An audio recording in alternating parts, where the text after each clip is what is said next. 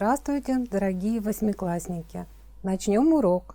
Тема нашего сегодняшнего урока – жидкости, капиллярные явления.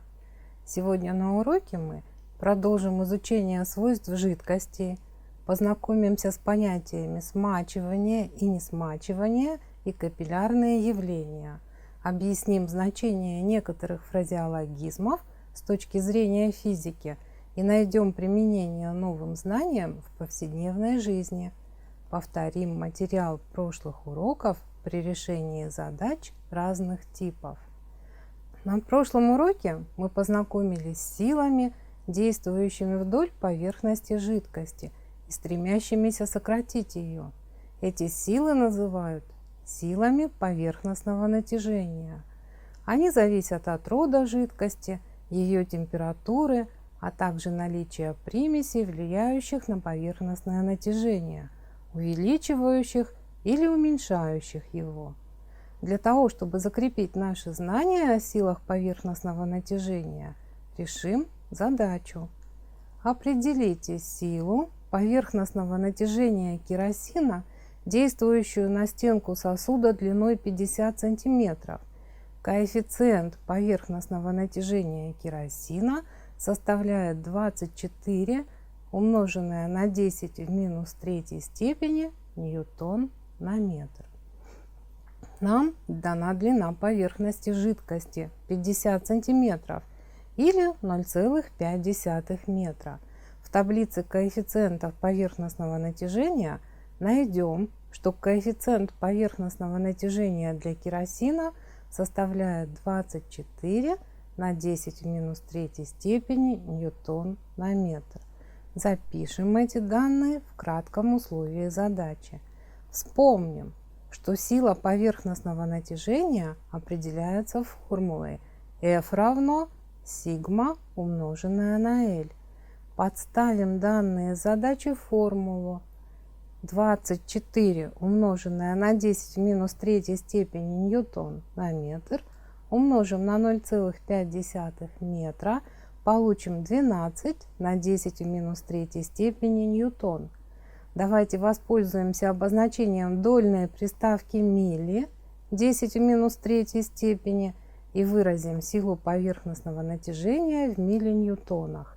Итак, сила поверхностного натяжения керосина равна 12 милли-ньютонам. Мы справились с этой несложной задачей. А теперь давайте применим знания, полученные на прошлом уроке, для объяснения некоторых явлений. Рассмотрите внимательно иллюстрации и объясните, какое физическое явление объединяет эти примеры. В космическом корабле, находящемся в свободном полете, разбрызганная вода собирается в шарообразные капли. И острые края стекла при нагревании до плавления становятся закругленными. Правильно! Под действием сил поверхностного натяжения жидкость, находящаяся в свободном состоянии, стремится так сократить свою поверхность, чтобы ее площадь была минимальной. Это и объясняет сферичность капли воды в состоянии невесомости и округленные края у расплавленного железа. Сейчас обратимся к языкознанию. Вы знаете, что выражение «толочь воду в ступе» и «носить воду в решете» обозначают бессмысленность некоторых действий и пустую трату времени. Но давайте исследуем эти фразеологизмы с точки зрения физики. Выясним, какое явление объединяет их и какое из этих странных на первый взгляд действий с точки зрения физики вполне возможно. Вы догадались, что в случае с водой, толченой в ступе, и в случае, когда кто-то носит воду в решете, мы имеем дело с поверхностным натяжением жидкости. И если в первом случае преодолеть силы поверхностного натяжения с помощью толкушки нам вряд ли удастся, в лучшем случае мы просто нагреем воду, совершая над ней работу, то в случае с решетом укротить силу тяжести, выливающую воду из отверстий, вполне возможно. Достаточно только, чтобы сила поверхностного натяжения была больше или равна силе тяжести, действующей на жидкость. Как же добиться, чтобы поверхностное натяжение жидкости изменялось? Порассуждаем. Мы знаем, что значение коэффициента поверхностного натяжения зависит от температуры.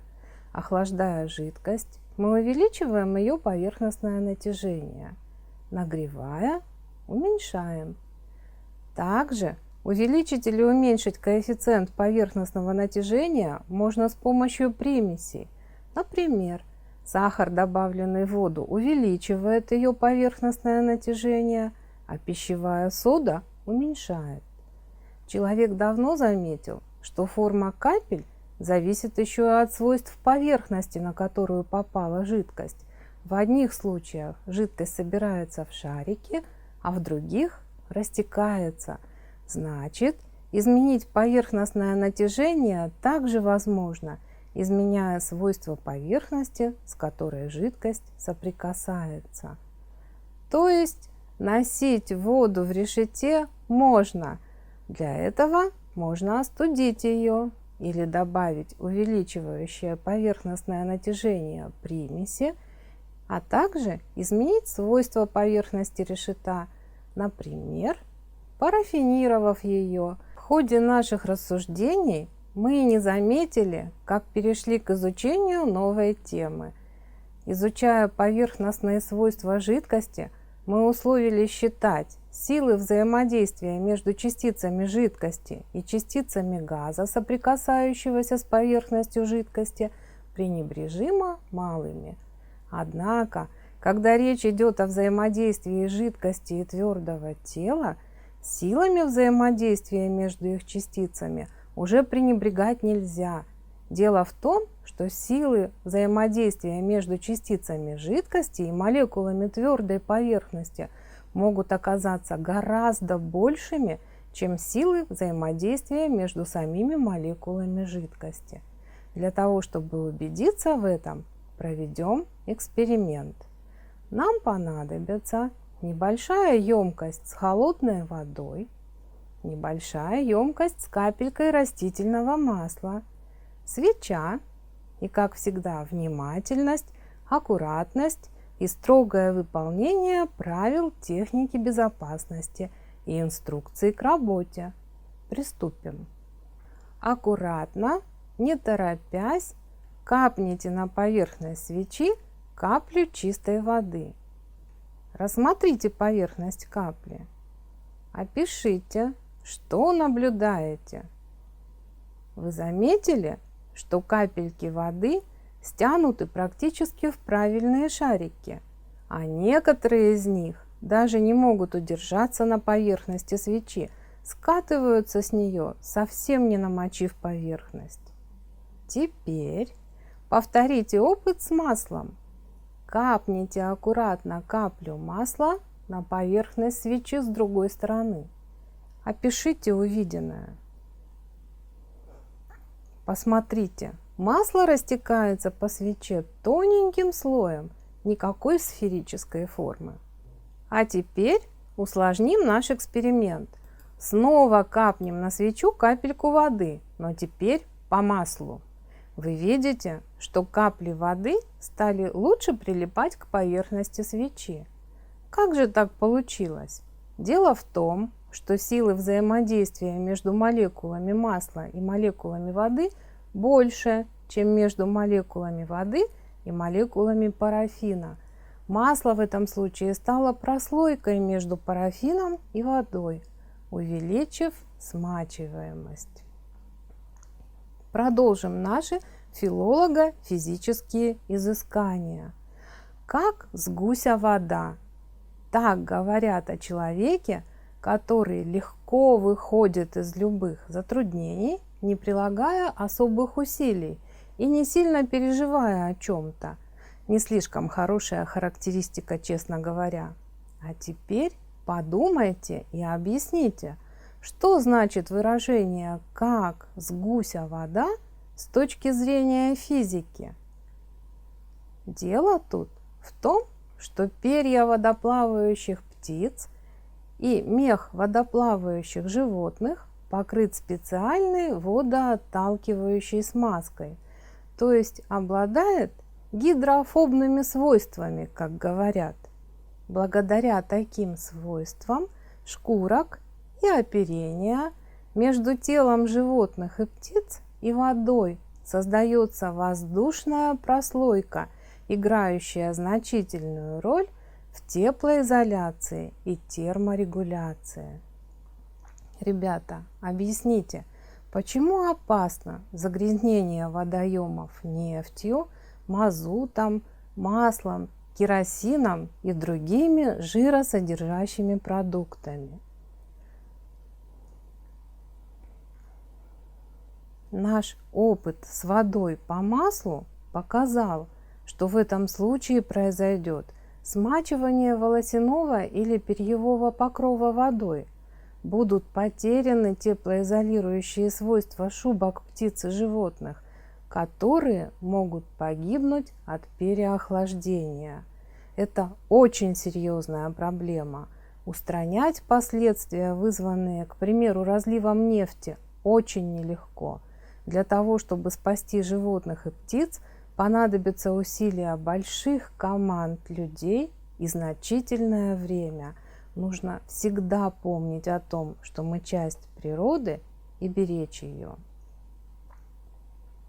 Вы знаете, ребята, что многие подсказки для своих изобретений и открытий человек находит в природе. Например, изучая причины несмачиваемости листьев и цветков лотоса и крыльев бабочек, человек смог создать новые материалы с самоочищающимися поверхностями. Уже сегодня эти материалы используют для изготовления красок и лаков, стекол и других материалов с водо- и грязеотталкивающими свойствами. Развитие нанотехнологий, основанное на природных подсказках, может принести человечеству еще много важных изобретений. Продолжим изучение новой темы и снова обратимся к эксперименту. Для следующих опытов нам понадобятся 2 банки с водой, краски или красители 2 цветов, лист пекинской капусты и букет белых цветов, клеенка для того, чтобы застелить стол, и внимательность, аккуратность, терпение и строгое выполнение правил техники безопасности. Начнем. Подкрасьте воду в банках красителями разного цвета. У меня, например, это фиолетовый и синий. Разрежьте лист пекинской капусты пополам. Поставьте половинку листа капусты в один сосуд с водой, а вторую половинку во второй. Букет цветов тоже разделим пополам. Для того, чтобы мы смогли увидеть результаты этого эксперимента, понадобится время. Поэтому аккуратно поставьте банки там, где они никому не помешают. Желательно, чтобы температура во время опыта оставалась постоянной и было тепло. Вернемся к нашему букету чуть позже. И новый эксперимент.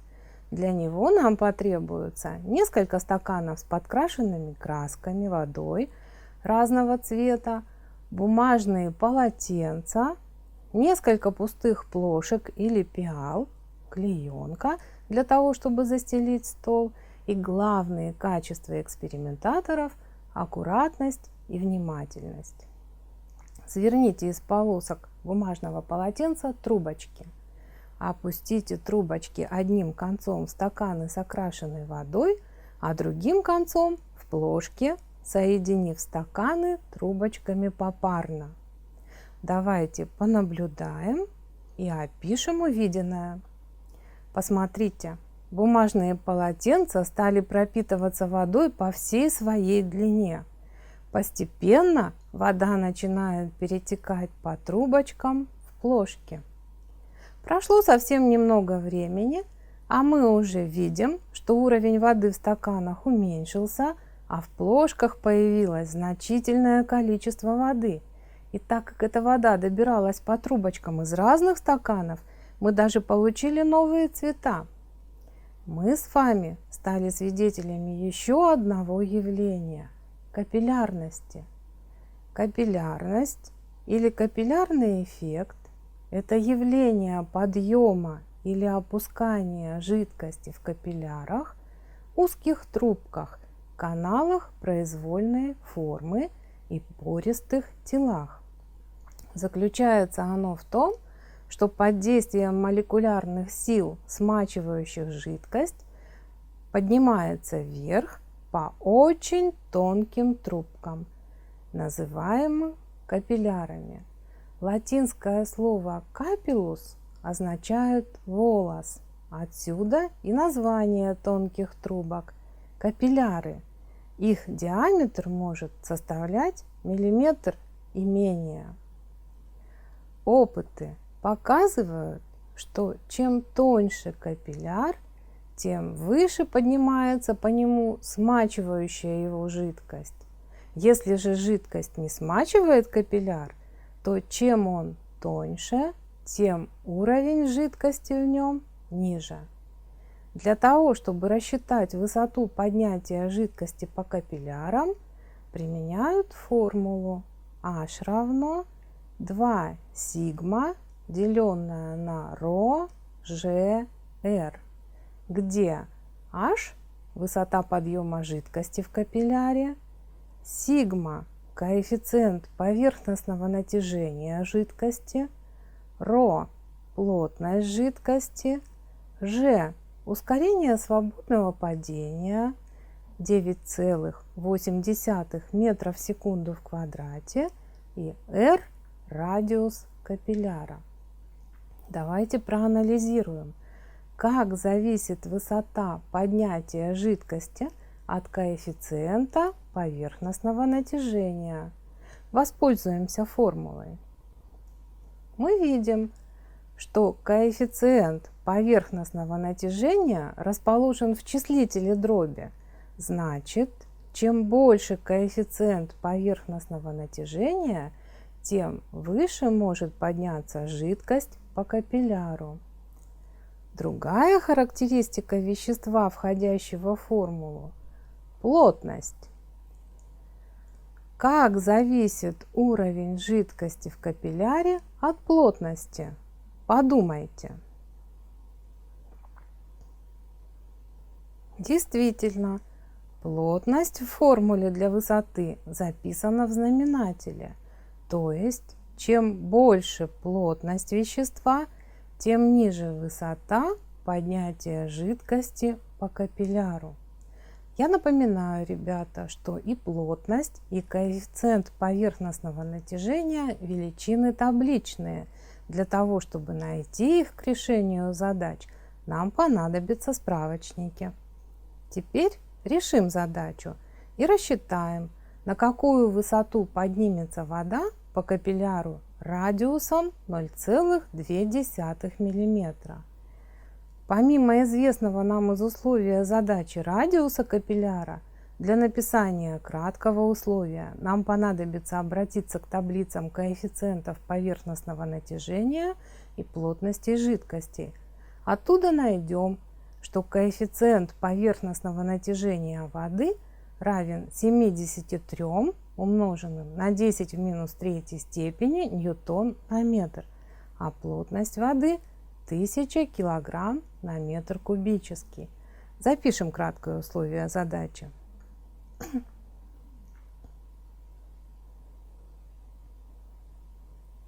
Применим формулу H равно 2 сигма, деленное на ρ, G, R.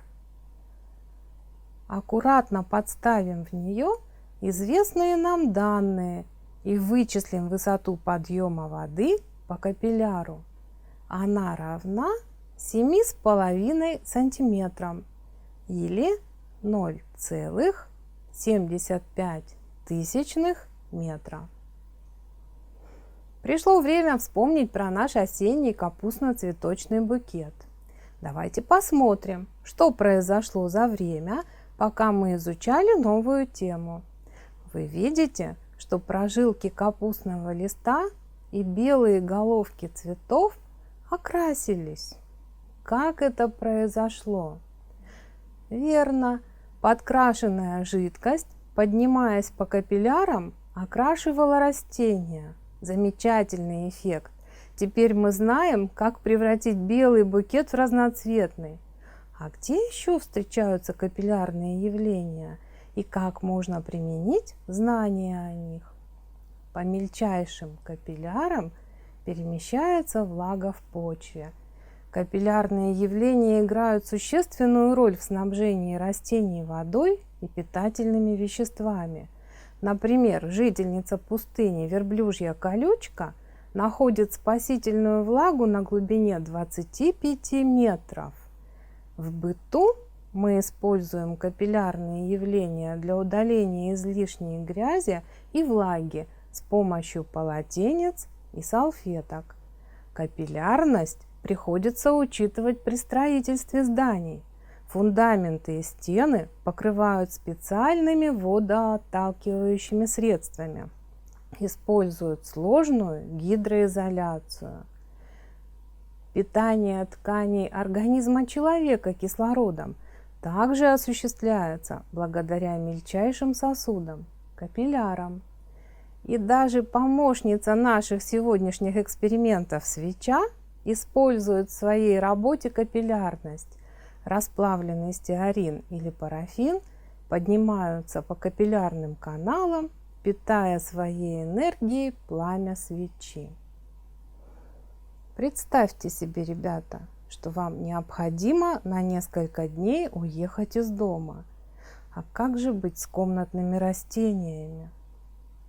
Предложите надежный и несложный способ полива комнатных растений, опираясь на знания, полученные на сегодняшнем уроке. Это ваши домашние задания. Не забудьте поделиться своими идеями с одноклассниками и учителем. Подведем результаты урока. Итак, сегодня мы узнали, что явления смачивания и несмачивания объясняются наличием сил межмолекулярного взаимодействия у соприкасающихся поверхностей. Чем больше силы взаимодействия между молекулами жидкости и молекулами твердого тела, тем сильнее проявляется эффект смачиваемости. Капиллярность – это явление подъема или опускания жидкости по сосудам малого радиуса – капиллярам. Высота подъема жидкости по капиллярам зависит от свойств жидкости и радиуса капилляров. Благодаря изучению свойств жидкости человек научился создавать материалы, обладающие особыми свойствами, водоотталкивающими и самоочищающимися, а также широко применять капиллярные явления. Для того, чтобы оценить ваши личные достижения на уроке сегодня, вновь поднимемся по лестнице успеха. Самая нижняя ступенька у тех, кому нужна помощь. Материал урока показался слишком сложным. На второй ступени расположились те из вас, кому тема понятна, но остались вопросы, требующие повторения и закрепления. На самой верхней лестнице, ребята, которые не просто хорошо поняли материал урока, но и могут помочь своим товарищам в его усвоении. А теперь наш урок окончен. До свидания, ребята. Спасибо за ваше участие в уроке.